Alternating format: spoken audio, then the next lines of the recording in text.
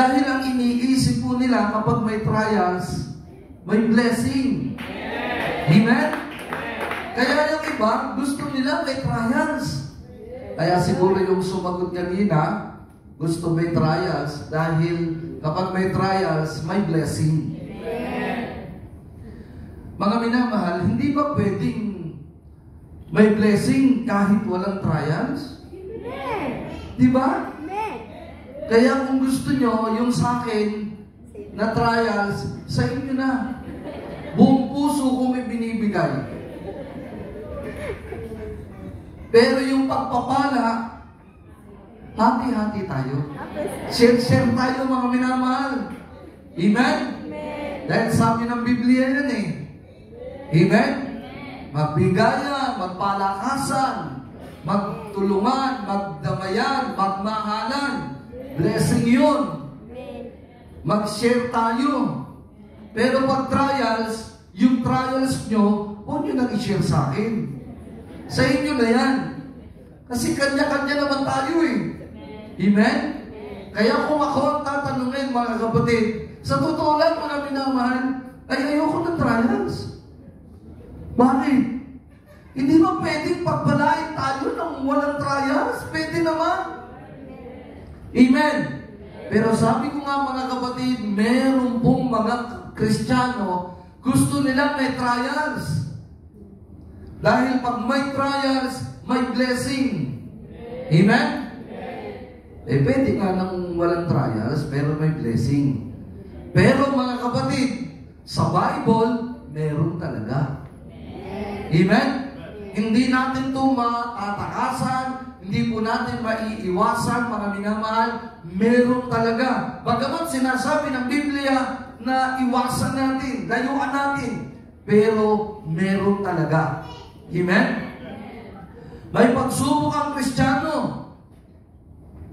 Dahil bahagi po ito ng buhay mananampalataya. Bahagi po ito ng pagiging Kristiyano. Bahagi po ito ng pagiging anak ng Diyos. Bahagi ito ng pagiging tagapagmana ng langit na pangako ng ating pinakamamahal na Panginoon. Hindi po masasabi na totoong paglilingkod sa Diyos kapag walang trials.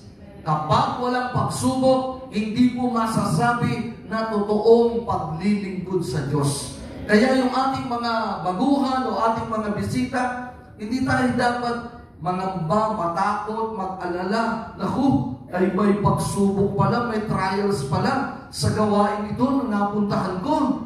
May trials pala sa paglilingkod sa Diyos. Eh ayaw nga natin nun eh. Huwag tayong matakot mga minamahal. Huwag tayong mag-alala na may trials dahil lahat meron. Lahat po ng totoong naglilingkod sa Diyos, lahat po ng totoong tagalangit, may mararanasan po nito. Makakaranas talaga tayo nito mga minamahal. Dahil nakasulat nga sa Biblia, meron talaga mga kapatid. Basahin po natin Psalms chapter 11 verse 5. Amen. Psalms chapter 11 verse 5. The Lord tried the righteous, but the wicked and him that loveth violence, his soul hated. Sinusubok ng Panginoon ang matuwid, ngunit ang masama at ang umiibig ng pagdadahas ay kinabubutan ng kaniyang kaluluwa. Amen. Palakpakan po muna natin ang ating pinakamamahal na Panginoon. Ang sabi mga minamahal, sinusubok ng Panginoon ang matuwid. Ang linaw mga kapatid. Sinusubok pala ng Diyos ang mga anak ng Diyos. Ang mga matuwid, dumadaan, nakakaranas ng trials. Yan ang sabi ng banal na kasulatan. Dagdagan po natin mga minamahal, Job 7, 17 and 18. Job 7, 17 hanggang 18. In the book of Job, chapter 7, verse 17 and 18, English Tagalog. What is man that thou shouldest magnify him, and that thou shouldest set thine heart upon him, and that thou shouldest visit him every morning and try him every moment? Sa Tagalog, ano ang tao at iyong palakihin siya at iyong ilalaga ang iyong puso sa kanya at iyong dadalawin siya tuwing umaga at susubukin siya sa tuwing tuwina. Amen. Minamahal, mas mahirap basahin ang Tagalog, ano po?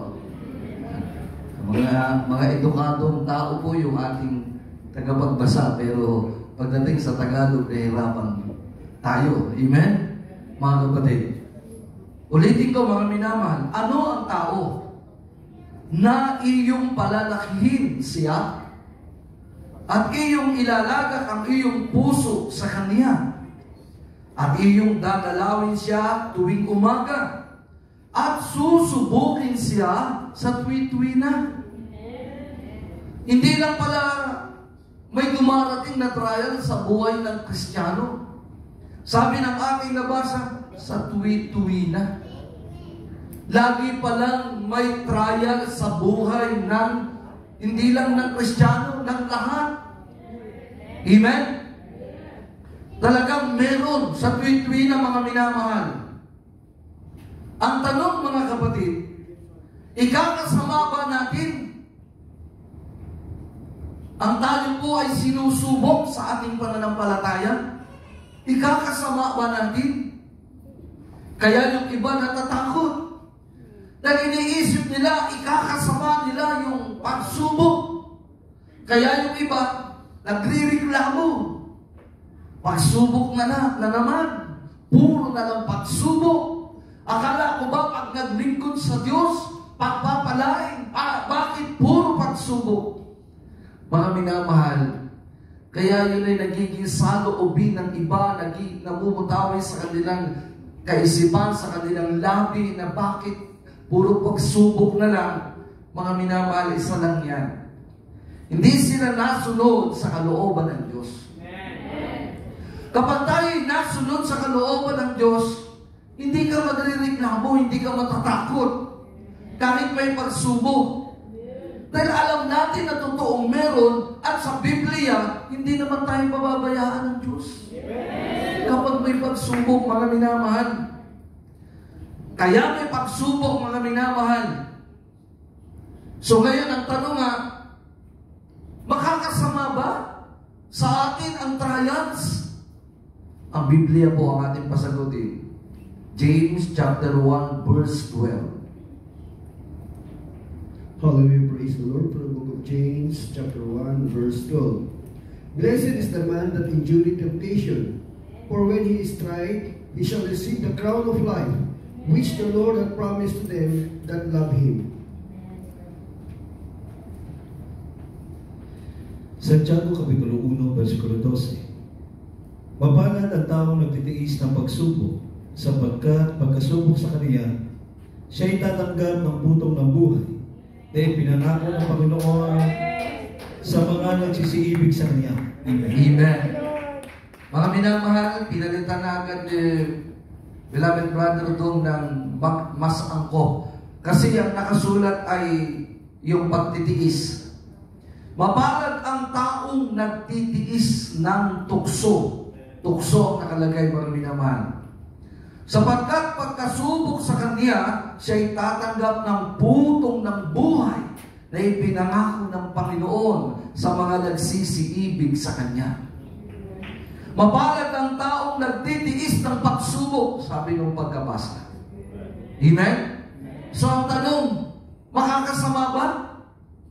Sabi ng ating nabasa, mapalad ang taong nagtitiis ng pagsubok. Mapalad ang taong nagtitiis ng tukso.